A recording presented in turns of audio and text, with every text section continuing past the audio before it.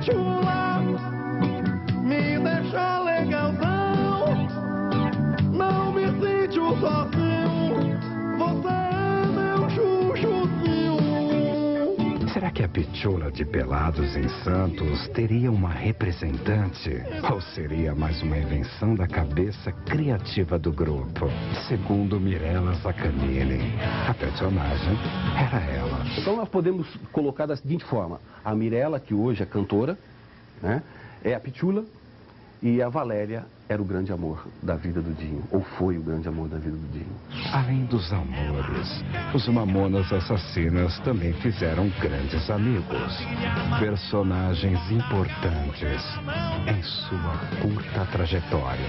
A gente ficou realmente amigo, a gente tinha uma relação de muito respeito, eles me respeitavam, eu admirava eles e respeitava. E isso sempre prevaleceu em qualquer decisão. Se eu pudesse deixar alguma mensagem para os Mamonas, com certeza a primeira delas seria: muito obrigado pela oportunidade de ter trabalhado com vocês.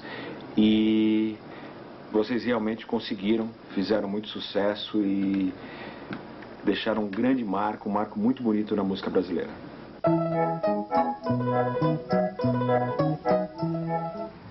Primeiro eu queria mandar um beijo pro Rick Bonadio, que eu sei que você não é de falar com muita gente. Queria agradecer, muito obrigado por você ter falado aqui com a gente, pro Super Pop, e falar de um grupo tão importante aí na música brasileira, né? Você faz parte dessa história. Luciano, eu queria fazer uma pergunta pro senhor Savério, não é isso? Quem teve a oportunidade de ler o livro que sua filha escreveu, que foi A Pitulinha, pôde conhecer uma história muito bonita, que foi o namoro do Dinho com a Mirella. Assim, me pareceu assim, bem verdadeira, um namoro longo, bem legal. E como é que foi a reação sua, da Mirella e da família em geral, quando ela esteve do lado dele o tempo todo, que ele lutou pelo sucesso durante 4 anos, não é isso? E quando ele conseguiu chegar no topo de sucesso, ele apareceu com outra, assim, do nada. Apareceu, não. Foi. Ele se apaixonou. Mas depois de 4 anos, olha, lá e de uma não foi o Dinho que deixou a Valéria, não foi o Dinho que deixou a Mirella, não. Foi a Mirella que deixou o Dinho. Vamos esclarecer. Pra quem lê o livro, não entendeu. Vamos perguntar pros pais. Quem deixou quem? Savério. Não, eu tenho certeza, porque eu fui lá e falei: Mirella, o Dinho pediu pra você ir no aeroporto, que ele vai chegar dos Estados Unidos, que ele foi mixar o CD. Não pode deixar, senhor, eu vou. Porque se você perguntar pra mim, a Mirella, eu sempre gostei e admirei demais a Mirella. Só que ela disse que ele não foi. Quando ele chegou, que ele me abraçou, ele viu, a mãe dele viu, ele falou: pai, cadê a Mirella? Eu falei: ela tá chegando. Que eu tentava esconder. Tanto é que quando essa Valéria. última, a Valéria foi em casa a primeira vez, eu não gostei. Ainda falei: é mais uma? Aí ela até achou que eu era um cara assim meio... Que realmente Já eu tenho... uma relação, você falou mais com a uma fã. Não, porque eu, na verdade, eu tenho uma coisa comigo, eu nunca mais Outra recado. fã Eu tenho que falar, eu falo na cara da pessoa que... Ah, mas aí eu entendo, você tinha uma relação já. Não, é porque eu não aceitava, porque eu queria a Mirella. E foi a Mirella que terminou com ele? Não, na verdade, isso são coisas de jovens. É, claro. Qual o casalzinho de jovem, Claro. que de repente volta, não né? tem uma briguinha, não tem um desacerto, vai e volta, essa coisa Quantos toda anos ela acontece tinha com o na jovem, época? né? A Mirella estava com 19, 20 anos. Vai, na volta, época, né? briga, fica com Então outro. isso acontece. O que aconteceu, na verdade, foi que o sucesso, quando chegou, toda a construção do período dos Mamonas estava com a Mirella. Entendi. Porque foi esse convívio com a Mirella que resultou na construção dos Mamonas. Porque antes era a banda Utopia. Quer dizer, ela ajudou. Com essa desenvoltura do Dinho de brincar nos bastidores do nosso programa, onde ele participava, Tiveram a ideia de fazer tivemos a ideia, a Mirella, o Dinho e toda a rapaziada do grupo, teve a ideia de lançar esse tipo de música, porque quando o Dinho e o pessoal cantavam isso nos bastidores do programa... Dava muito certo. Dava muito certo. Agora, Agora, Savério, não querendo, destilando meu veneno, mas será que a sua filha não estava mais interessada numa carreira artística do que, digamos Pô, mas assim, se ela tivesse, não casar teria com o Dinho? terminado Não, com muito ele. pelo contrário. Anos, Eu digo assim, não. eles ficaram juntos 7 anos. Não, mas muito pelo 7 contrário. anos juntos. Muito pelo contrário, porque a Mirella, inclusive, abandonou a carreira. 4 anos Bom, juntos. peraí, mas se fosse verdade, aí quando realmente... Não, mas eu tô dizendo o seguinte. Mas o negócio é o seguinte, na verdade... A Mirella queria uma carreira solo. Não, ela abandonou a carreira dela porque ela já estava na carreira. Como apresentadora, ela apresentava quadros no programa, Sábado Show, na Record. Ela abandonou para justamente poder botar o Dinho para frente. Colocamos o Dinho no programa Sábado nela Show. E ficou de fora. Colocamos o Dinho no programa Sábado Show como apresentador de um quadro de clipes. Agora, inclusive, eu tenho o Magrão falando que ele foi diretor aí do Gugu, na época do acidente, e teve que cobrir também. Coloca aí pra eu ver o que ele tem a dizer.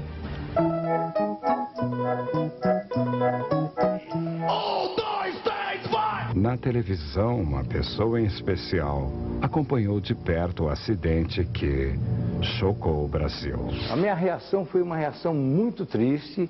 Eu fiquei super assustado, temeroso. Não acreditei, sinceramente não acreditei que tinha acontecido.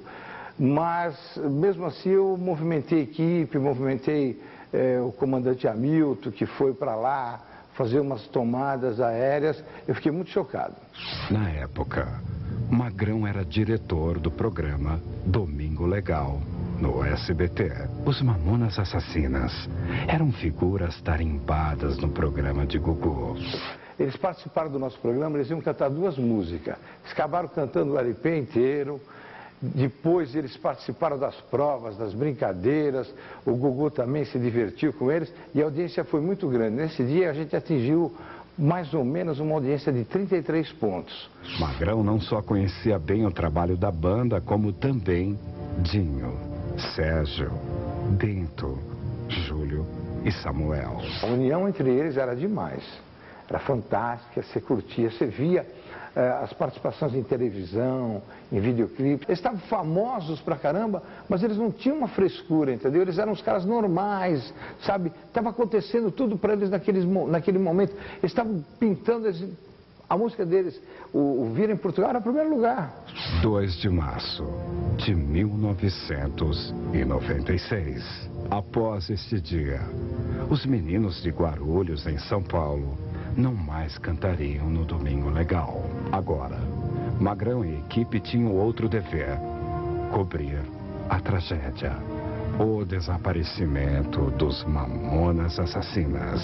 Então a gente mandou uma equipe, que foi o comandante Hamilton, mais um pessoal de equipe de externa por terra, repórteres e tal, e a gente cobriu tudo. Só que as imagens que chegavam, tinha muita coisa chocante, entendeu? Tinha muita coisa deprimente. E a gente procurou separar o máximo possível para não detalhar coisas que não é legal mostrar, entendeu? A gente pegava cenas aéreas longe, entendeu? Não tinha tomadas muito próximas dos acidentes. Sinceramente, nessa hora, a gente tá trabalhando, entendeu? Então, a gente está profissionalmente trabalhando, mas, sinceramente, Tava muito difícil, estava triste, foi um dia triste para mim, um dia que eu não achei legal.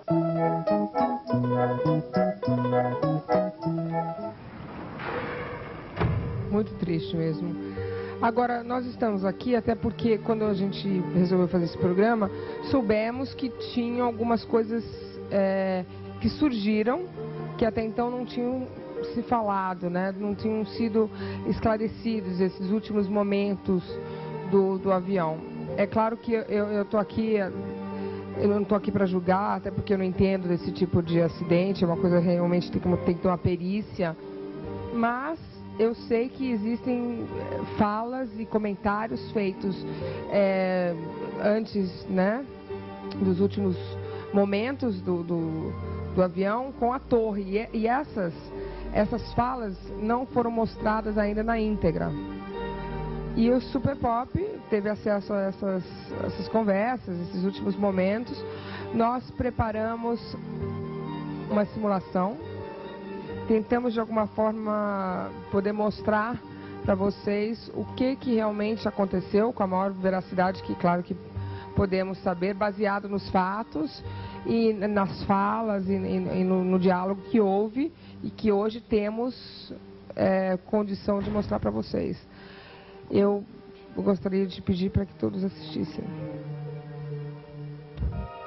Acompanhe agora os momentos finais do grupo Mamonas Assassinas.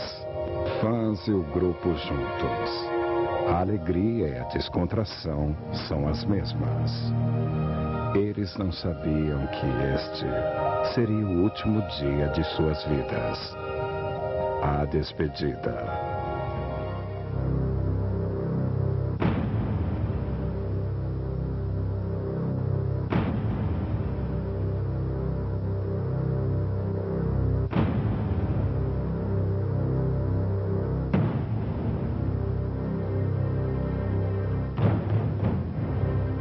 O show acabou às 9 da noite.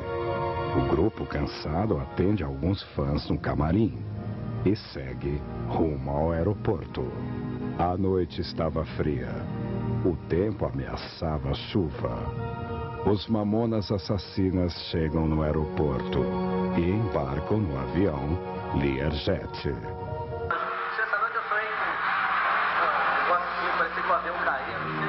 O músico Júlio Hasek parecia sentir o terrível acidente. O voo transcorria bem. Os integrantes da banda, mesmo depois de 2 horas de show, ainda tinham fôlego para brincadeiras. Na aeronave, o clima era de descontração. Mas o pior ainda estava por vir. O Super Pop teve acesso a documentos inéditos. O que você vai ouvir agora nunca foi divulgado por nenhum meio de comunicação. O material é exclusivo.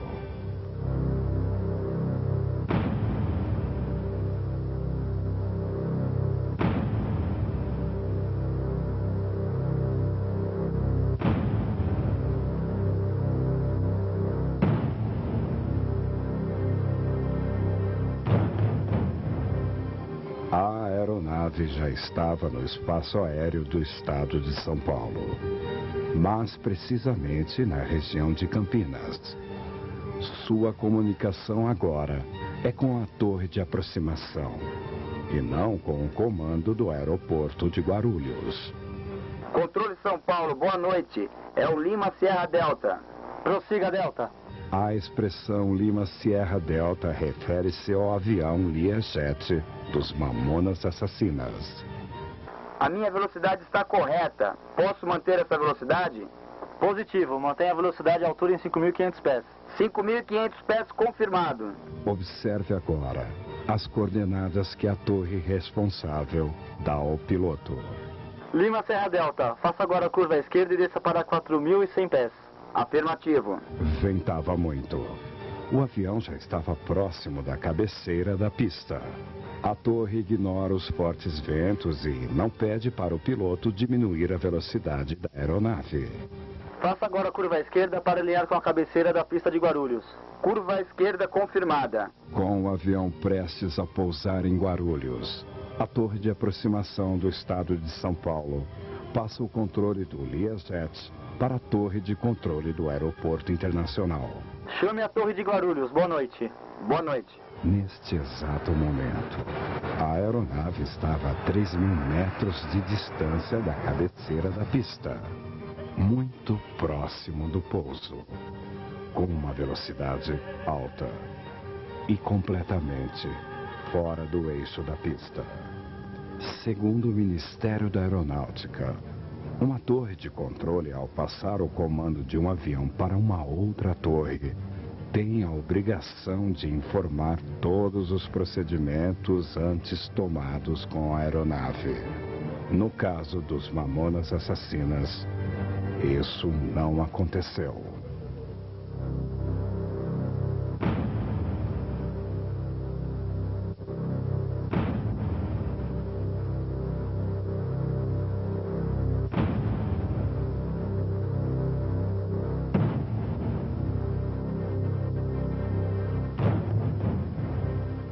O primeiro contato do piloto com Guarulhos foi a informação de que estavam arremetendo.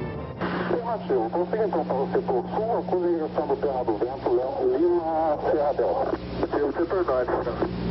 Atenção. Observe agora o erro fatal na comunicação. O piloto do Learjet arremeteu para o lado esquerdo, indo em direção da Serra da Cantareira. A Torre de Guarulhos viu e ouviu o erro, mas não fez nada para mudar a rota da aeronave. Lima, Serra Delta, prossiga para o setor sul. Afirmativo, setor norte, senhor. O setor norte significa direção da Serra da Cantareira. A omissão, o fim do sonho, o caminho para a morte. Observando os erros e sem avisar o piloto, os controladores de Guarulhos resolvem entrar em contato com a torre de aproximação. Acompanhe o diálogo. Ô, Torre, oi. Esse Lima Serra Delta está muito veloz, hein? Ah, não. Ele arremeteu aqui. Estava tudo torto aqui. Não tinha como pousar. Como é que ele vai fazer agora? Você que sabe. Você quer encaixar ele para mim? Tudo bem, eu encaixo ele. Uma conversa tranquila. Nem parecia que 9 vidas estavam em suas mãos. O controle do avião passou de novo para a torre de aproximação, mas não recebeu a informação para que lado o Learjet tinha arremetido. Agora veja as imagens originais dos computadores da torre de controle de Guarulhos. O avião dos Mamonas Assassinas em direção da Serra da Cantareira. O fim estava próximo.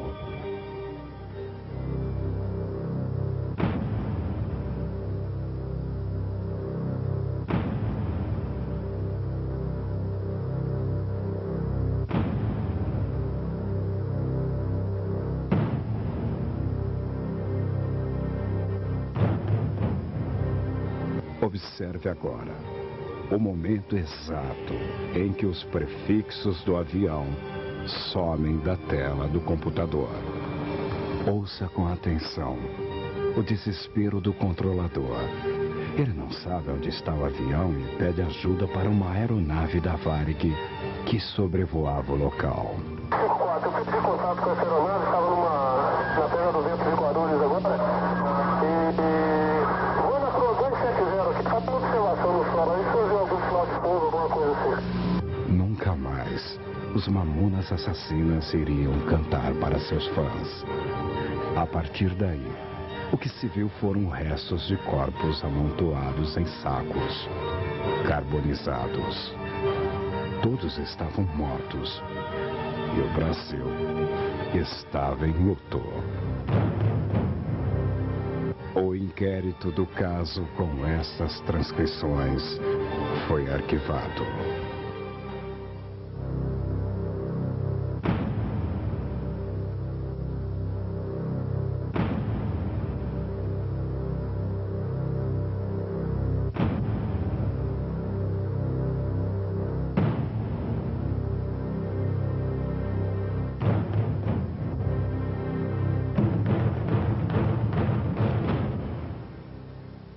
Bom, primeiro eu queria pedir licença aqui para a família, que eu sei que realmente deve ser um momento muito duro ter que assistir isso.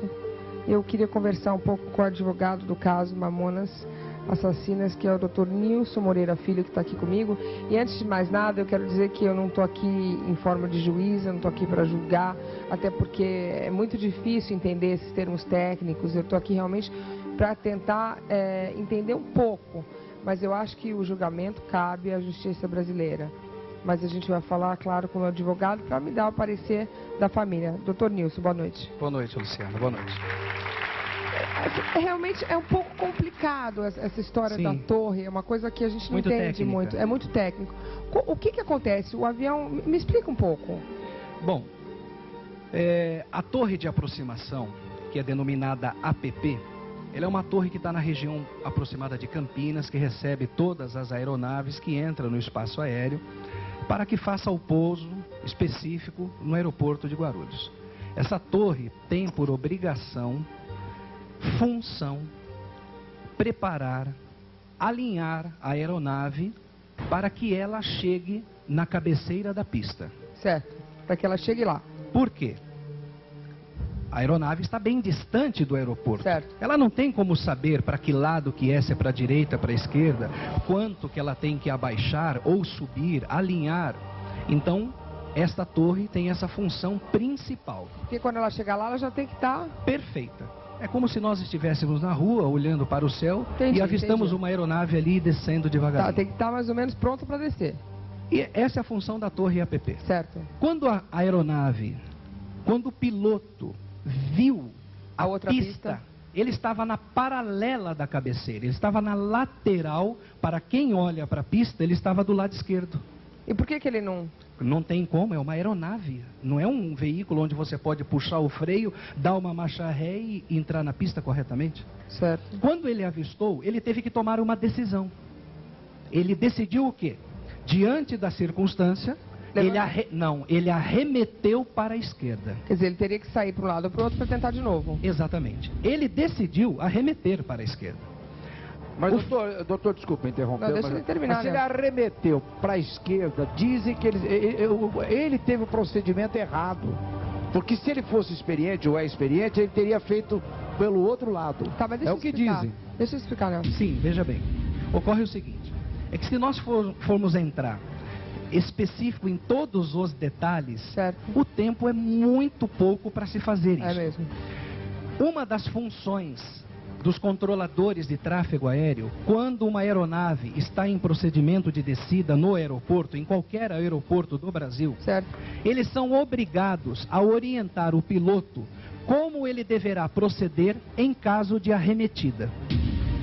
Isso não foi feito.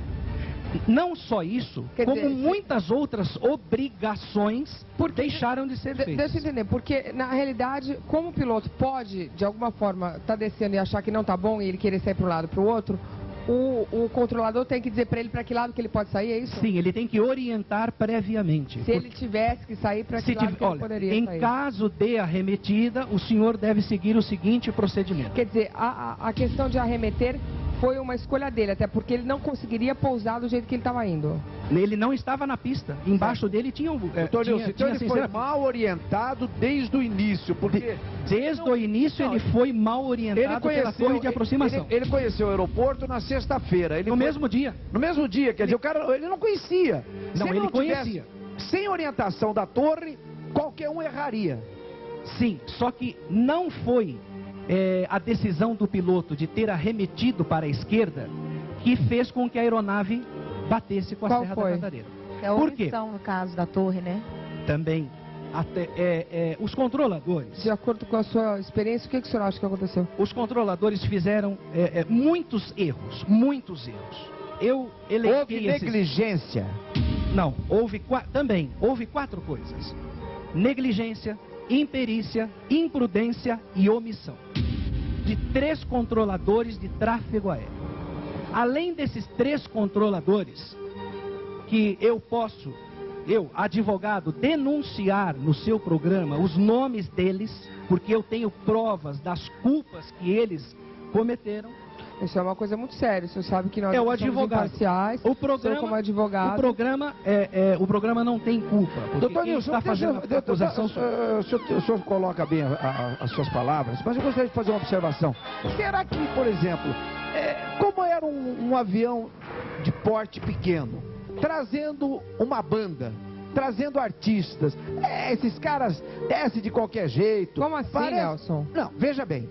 Me falaram, eu não sei, eu conversei com a viúva do piloto, ela não falou nada. Mas diz assim, a negligência que eu falei, o diálogo seria assim, estão chegando aí... As mocinhas estão chegando. Mas como assim? Não vou repetir. Senhor de Branco, aqui. Mais ou menos o que eu fiquei Mais ou menos isso. Ô Luciano, o seu avião está chegando. Então a torre informa, está chegando o avião particular da Luciana Gimenez, apresentadora do Super Pop. As informações são essas, o comando é esse, a orientação é essa, você desce, pousa, vai para casa. No caso dos Mamonas, O aviãozinho está chegando, as mocinhas estão chegando de Brasília, doutor Nilson. Como é que pode? Pode ser isso? Pode existir isso? Olha, veja bem, se existir, ou se existiu, eu como advogado não tenho como provar. Mas a gente ouviu aqui a Sim, mas veja bem, me permita complementar a gravação original, o senhor tem? Não. O Ministério da Aviação forneceu? Em hipótese alguma. Eu tenho uma transcrição que vai mais adiante. O que é isso que nós temos, então? Essa é parte da trecho da uma edição. É uma edição feita pelo órgão do próprio Ministério da Aeronáutica. Mas peraí, mas a família não tem direito de ouvir tudo? Sim, é isso que nós estamos também buscando. Agora que nós estamos procurando os direitos. Porque até agora não deram os direitos pra gente. Inclusive, isso fazem 10 anos, nós nunca fomos intimados para nenhuma vez ir no fórum. A juíza, ou o juiz federal agora resolveu encerrar então, senhor Delbrando, o caso nesse momento, Luciano, está reaberto. Graças ao doutor Nilson, graças à família e à verdade, o caso é reaberto e vai ter que ser apurado tudo de novo. Vai ter que se ouvir essa fita original. Eu acho assim, que se realmente houve erro humano, a entidade não tem que punir, para também não ter que responder como entidade. Mas não foi o que aconteceu, Luciana. Inclusive, os 3 controladores culpados, eu não admito a palavra acidente. Acidente é quando existe um motivo alheio à sua vontade, uma força maior. Acidentes acontecem. Sim, mas nesse caso dos Mamonas não foi um acidente. Foi um crime que aconteceu. Por quê?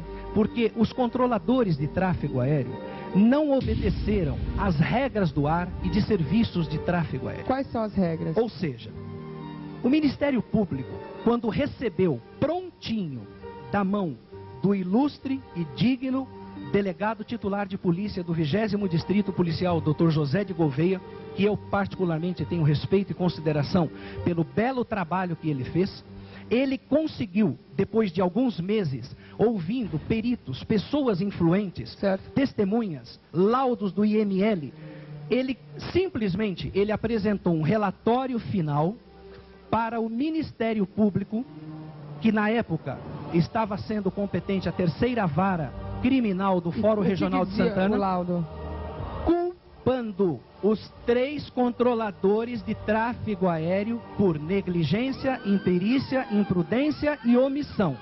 O Ministério Público recebeu este inquérito policial, ficou trocando correspondências com o próprio órgão do Ministério da Aeronáutica, que é o CENIPA, foi até o aeroporto de Congonhas, a promotora de justiça foi até o aeroporto de Congonhas verificar o que era o tráfego aéreo e voltou de lá e teceu 45 folhas absolvendo os controladores e culpando o piloto e o copiloto. O meritíssimo juiz da vara criminal, me permita, em apertada meia página, mandou arquivar o inquérito policial que deveria ter se tornado uma ação penal criminal contra os 3 controladores de tráfego aéreo. Aonde existe o erro? O erro fatal foi o fato do piloto arremeter para a esquerda? Não. Seria se fosse desta forma. O piloto viu que estava na paralela da pista, arremeteu para a esquerda, bum, explodiu. Foi isso que aconteceu? Não. A torre, que nem o seu programa, brilhantemente a tua equipe, parabéns, fez uma coisa justa, certa. O que eles mostraram foi o que aconteceu. A torre de Guarulhos não corrigiu a arremetida, não informou o piloto que ele havia ingressado numa área de risco, sentido Serra da Cantareira. Nós estamos falando do dia 2 de março, às 23h16. Doutor Nilson, escuro. Eles poderiam alegar hoje, não, mas caiu um temporal, uma chuva, porque que eu saiba estava garoando. Garoando. Mas a nossa aeronave, o nosso Ministério da Aeronáutica, ele tem uma escola própria de controladores. Pode alegar falta, uma falha na comunicação. Que é tida. Os nossos controladores de tráfego aéreo do Brasil são tidos como os melhores do mundo. Só que eles erraram. Quem errou? Os 3 controladores que estavam nas 2 torres. Qual foi o erro fatal? Quando o piloto arremeteu para a esquerda... Alguém teria que ter dito para ele, olha, você está do lado errado? Bom, a torre de Guarulhos, a primeira função que deveria de ter sido tomada a providência... alerta, situação de perigo, área de risco, caminho da Serra da Cantareira. Ele não fez nada disso. O que ele fez? Daria tempo? Total, tanto absoluta. E o que ele faria então? O que ele fez? O que ele fez? O piloto continuou desde o começo, Nelson, obedecendo o que a torre determinava. Porque essa é uma função dos pilotos também. Conhecia o aeroporto. Mas quando ele arremeteu, ele falou, estou arremetendo? Ele informou, arremeteu, torre, arremetendo. Ele arremeteu para a esquerda. Logo em seguida, ele fez, vamos chamar de curva, popularmente dizendo. Ele fez uma curva e ele estava voltando para novamente... tentar voltar. Esse procedimento de reta chama-se prolongar a perna do vento. E fazer o retorno para pousar significa girar a base. Chega um dado momento que a torre de Guarulhos, assim que viu que a aeronave arremeteu, ela não passa essas informações para a torre APP, que está bem longe do aeroporto. Não interessa mais. Mas transferiu esse serviço. Doutor Nilson. Essa torre, quando recebeu a aeronave, simplesmente o piloto fez uma pergunta.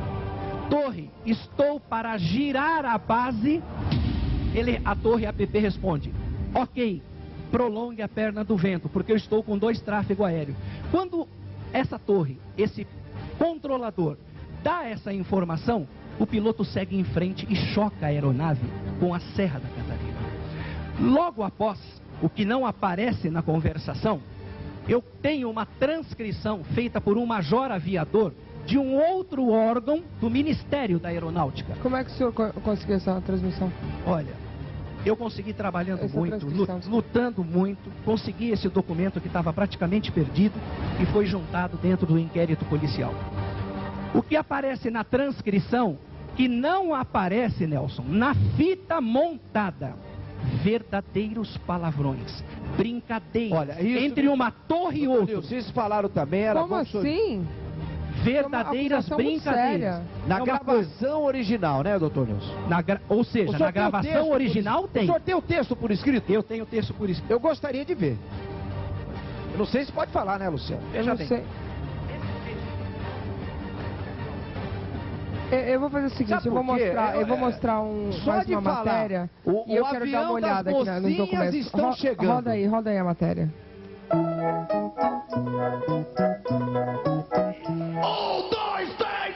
O sonho dos meninos de Guarulhos, em São Paulo, era ser reconhecido pelo talento. A primeira tentativa foi com a banda Utopia, num repertório muito rock e seriedade. Eu conheci os Mamonas antes de serem Mamonas. Eu conheci quando eles fizeram o primeiro disco, que era ainda a banda Utopia. Eu gravei e produzi esse disco, eles foram até o meu estúdio, eu tinha um estúdio na Serra da Cantareira, e eles chegaram lá como tantas outras bandas me pedindo para produzir, e a gente gravou esse disco. Uma banda de rock, assim, um rock pesado, né? E uma música mais séria, né? E uma trajetória diferente. O grupo não decolava. Os garotos enfrentaram dificuldades e crise profissional. Eles foram daqui para participar de um evento lá e tinha uma banda, as bandas lá mais conhecidas, e tudo, e foram deixando eles para depois. Aí 3 horas da manhã começou a chover e aí não deu para ele se apresentar, mas mesmo assim ele não voltou triste não. Ele falou, eu conheci o estado, vi lá algumas coisas importantes e consegui para frente. Estava no bom humor e na reverência a fórmula para o sucesso. O que era utopia virou realidade. Com a banda Mamonas Assassinas. Músicas de escracho e até embaraçosas tomaram conta do Brasil inteiro.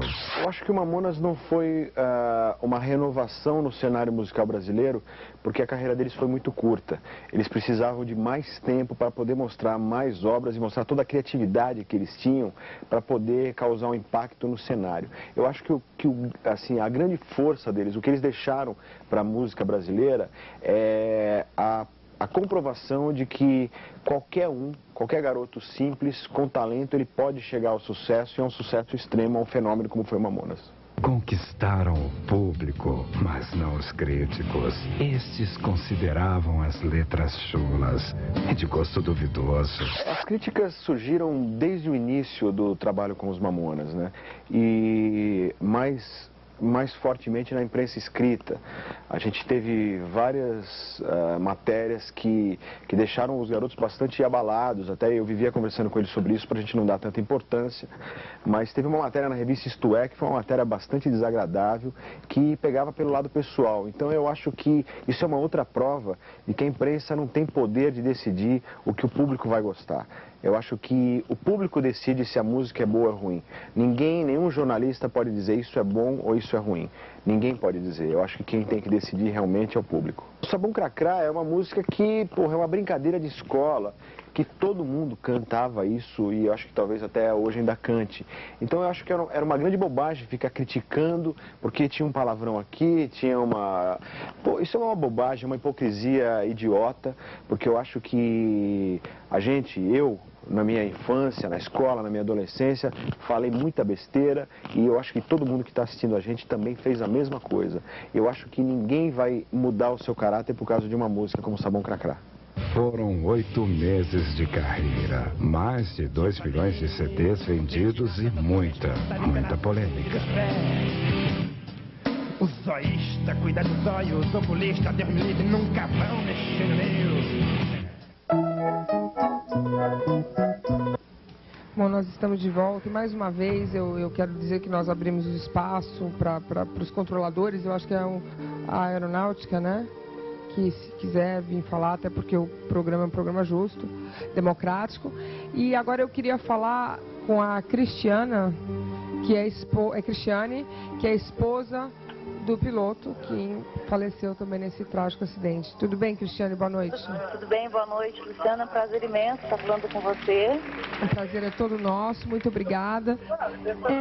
Cristiane, deixa eu te perguntar uma coisa. Quanto tempo que seu marido já voava?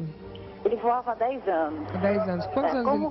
Pode falar. Ele, como profissional naquela aeronave, ele tinha 7.000 horas de voo, né? E ele morreu com 31 anos. Você tem filhos com ele? Tem 2 meninas, Beatriz de 13 e Ana Elisa de 11. A gente colocou aí a foto dele. E ele estava voando exclusivamente com os Mamonas?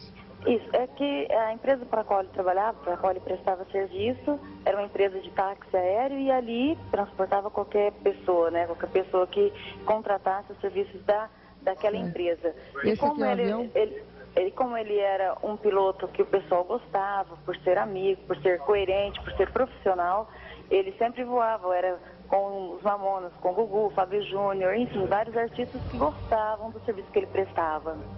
E o que ele comentava dos Mamonas? Ele falava que eles eram divertidos? Eram divertidos, inclusive teve uma vez que eles estavam se apresentando num programa de domingo e ele brincou comigo, olha, o pessoal acaba de fazer o show e desce com aqueles pés de pato, entra dentro do avião, brincando, aquela farra de molecada mesmo, né? Agora, Luciana, Nelson Rubens.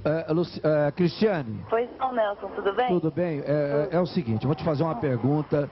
Em algum momento, seu marido, piloto do avião, comentou com você, ele fez outras viagens com esse avião, não fez? Sim. Em algum momento ele falou, esse avião não tem segurança total para ficar voando. Teve esse tipo de comentário alguma vez com você? Não.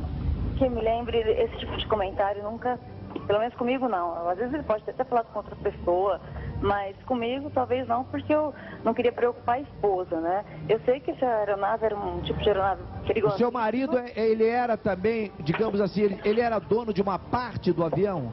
Olha, nada foi comprovado até agora, tá? Eu só sei te falar que ele era empregado de uma empresa, tá? Prestava serviço para uma empresa operadora de táxi aéreo, no caso a Madrid Táxi Aéreo. E é verdade que você resolveu estudar direito, se formar, está se formando agora, justamente para procurar a justiça do caso?